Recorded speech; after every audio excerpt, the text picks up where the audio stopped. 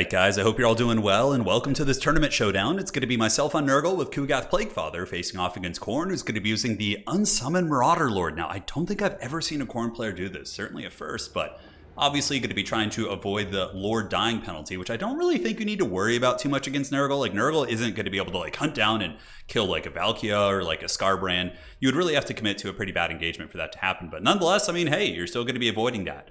Now, as far as my build goes, it is going to be a double Soul Grinder. Soul Grinders of Nurgle are super good against Khorne.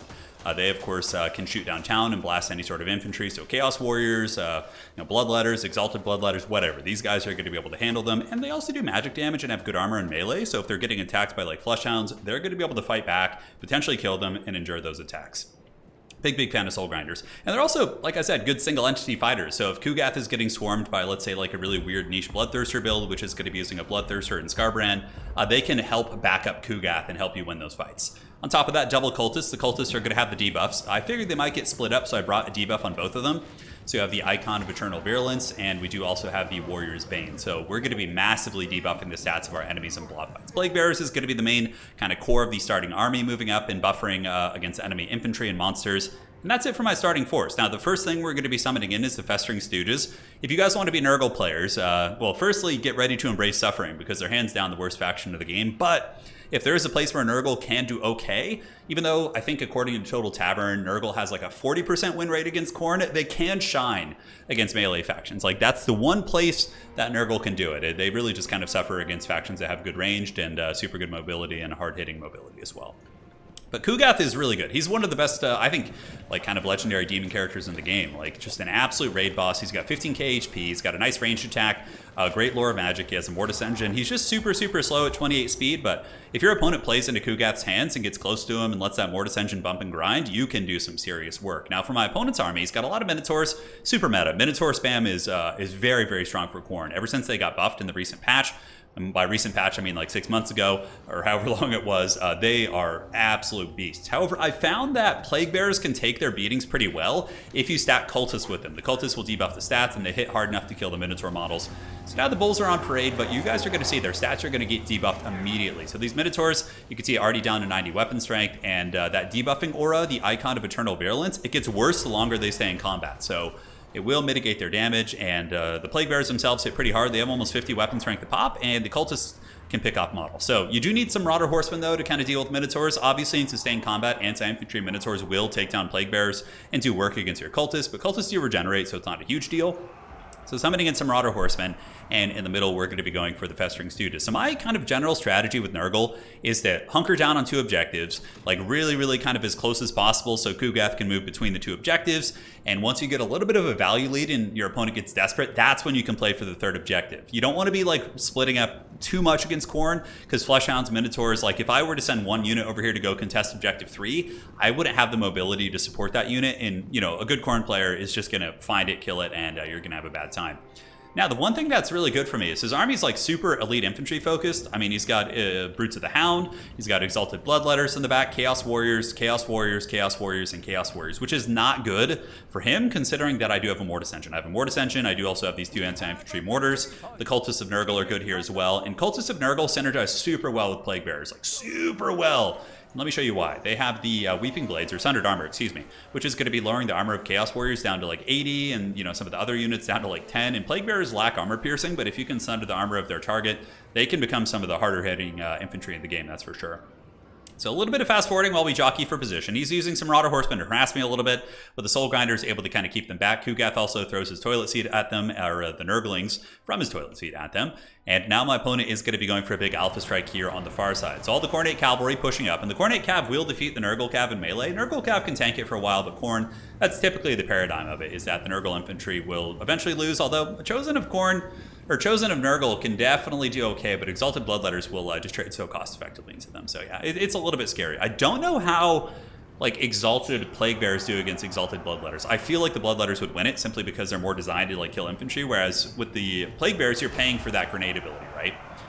So up in the high ground, one of the other good units Nurgle has are the Barons of the Bog. Now, normal Toad Riders aren't that good, but Barons of the Bog are crazy strong.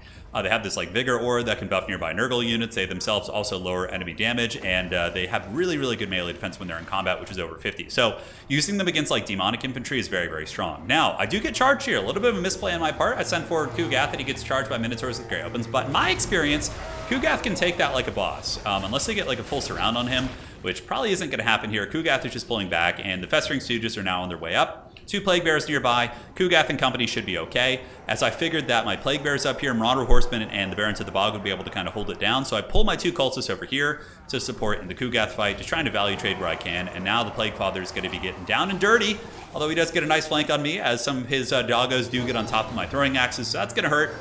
Obviously, the Marauders of Nurgle not going to be very effective against Fleshhound, so that one kind of sucked. You got a nice pick there, but you know, you pay the troll toll sometimes. But one Soul Grinder is supporting. Soul Grinder, like I said, magic damage, might be able to kind of peel those guys off. We'll have to see.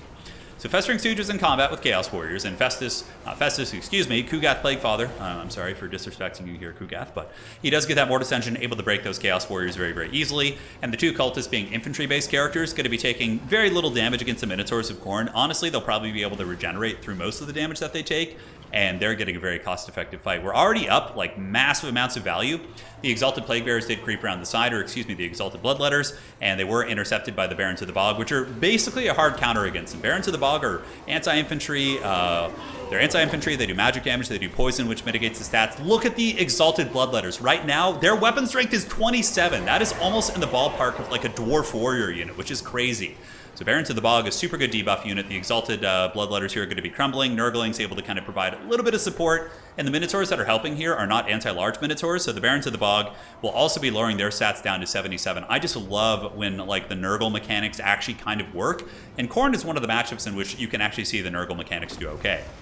So down here, Kugath Plague Father getting a little bit of a wind spell. Does some okay damage against Chaos Warriors, although in retrospect, probably should have just kind of saved that for some wins. Here, we just bring some reinforcements up, some Marauders and double Nurglings, just going to be parking on this objective. And the backside objective, I'm now going to threaten as well. So I saw that I had a 3,000 value lead, and that, you know, I'm Nurgle, so it's even worse than that because I have healing. So I'm like, okay, now's the time to press the 3 objectives, because if he tries to match me on the split objective play, when he's down in value, what's going to happen is I'm going to just pull even further ahead over here because he's not going to be able to keep up with the compounding losses that he's taking. So Barons of the Bog just being hardcore MLG, taking down one of his elite infantry units, debuffing all these Minotaurs at a blob. Kugath Plague Father and company moving up the hill. Very slow and ponderous, but they'll get there eventually, and we're up in points despite him being double capped on us here. And the Cultists of Nurgle and Kugath are going to make their way over to this blob, which is going to be very unfortunate for the Khornate forces. Parking some of the Marauder Horsemen back here, just getting throwing axe attacks where I can. Soul Grinders being chased by some Haggard Warriors, but Soul Grinders are good armor-piercing monsters, and honestly probably could beat these Chaos Warriors or put some serious hurt on them in melee. In the meantime, my other Soul Grinder got away and is just trying to shoot, but is slightly obstructed, a little bit unfortunate, but is able to rip some shots into those dual weapon warriors.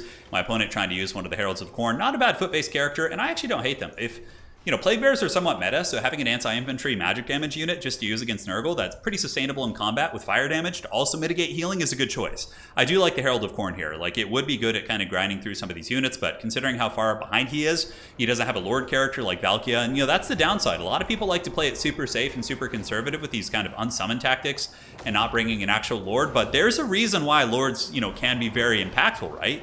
Like, Kugath is just dominating this game right now. Everywhere he goes, the fight is going bad. And though there's a lot of Minotaurs in here with the great weapons, Kugath is going to mortis down any support. He's got Nurglings. I have the 2 Cultists nearby. Cultists lowering their stats considerably. Horsemen coming in, and Terror Routes are going to be coming into play, as we do also get supporting bombardments from the Soul Grinders downtown.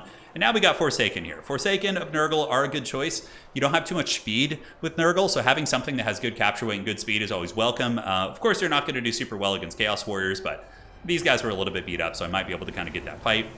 And here the Minotaurs kind of get folded by like a piece of paper here by the Cultists, my Kugath. The Barons of the Bog did go down, and up on the top side, this objective does go back to my opponent, so my Marauder Great Weapons here did kind of get crushed by some Fleshhounds and Chaos Warriors, and that's why Fleshhounds are so good. Fleshhounds can actually just dominate Marauder infantry, like a super one-sided fight. But now it's going to get serious, and this is one aspect of the matchup in which Nurgle has an advantage, which is using the Nurgle Warriors with Great Weapons. These guys are absolute chads. One of my favorite looking units in the game, and if I do ever start I hope Warriors of Chaos get a bit of a rework in Warhammer Fantasy, and like when Fantasy comes back in Old World, and I can just get some models that look like this, because these guys look so cool, dude. I love the helmets. But yeah, Nurgle Chaos Warriors will dominate Khorne Chaos Warriors because of the great weapons, right? Like, they can bring dual weapons, they can bring sword and board, whatever. even if they brought Chosen of Khorne dual weapon, they would probably just barely beat your Chaos Warriors, but it would be a super cost-effective fight for you. So pulling Nurglings up, getting the Chaos Warriors up to the high ground, it's only a matter of time before we get this objective, and we are ahead on points. Not for long. He's getting close to passing me here, but Kugath's just tanking it like a boss, even though he's on fire, which is, you know, mitigating his healing effectiveness, but he still is able to get that big fleshy abundance. We got the Soul Grinders, we've got Nurglings on their way in.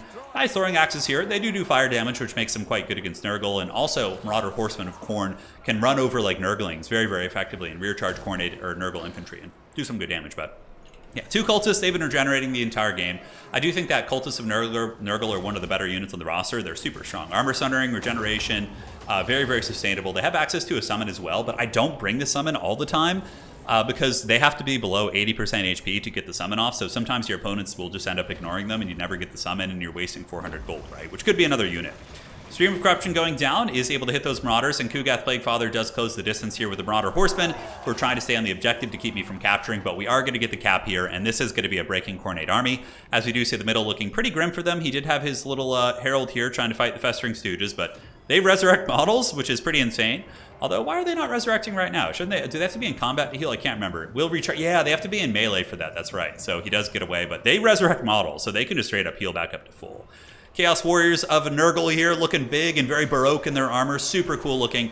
And again, I just love the aesthetic of these. And I'm glad that the Chaos Warriors got like different looks. I was a little bit concerned they would just look like, when they first came out, that we would just be getting, you know, and like the Khorne ones have the unique helmets and whatnot. These guys have a unique look. I think Creative Assembly really knocked it out of the park with that one for sure. But Chaos Warriors winning this fight slowly but surely. Khorne going to be sending in more Marauders, but they're not going to be able to do anything against these burly Nurgle Warriors. And it looks like at this point we do have a triple cap, and that is going to be GG for my opponent, as we are up at about 4,000 value, give or take. So there's not going to be any comeback considering all the healing variables that we have here at play. So well played. And there you guys have it. You know, Nurgle can do it. I think that I would say the matchup is still slightly Khorne favored, but not by that much. And a lot of it depends on the map. The bigger the map, the worse it's going to be for Nurgle, because Fleshhounds and Marauder Horsemen of Khorne can dominate. But if it's like a close quarters map like this, or it's something where Kugath can comfortably move back between the points and still make a difference, I do think it can actually flip to being a little bit of a decent matchup for Nurgle.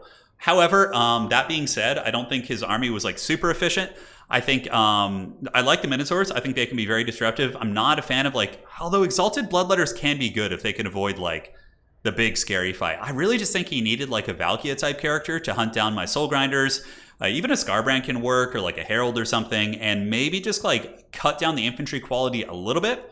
Use more Fleshhounds to like isolate things wherever Kugath isn't, just go with your Fleshhounds and just like try and overwhelm with Valkia and your Scarbrand. There's a lot Khorne can do there, but you know, that's the thing about taking the risk of not bringing your Lord. Anyways, guys, GG, well played. It's my opponent here, the Hitman Hippo. We'll see you guys back next time. That's it for today, and Nurgle bless his ravaged body.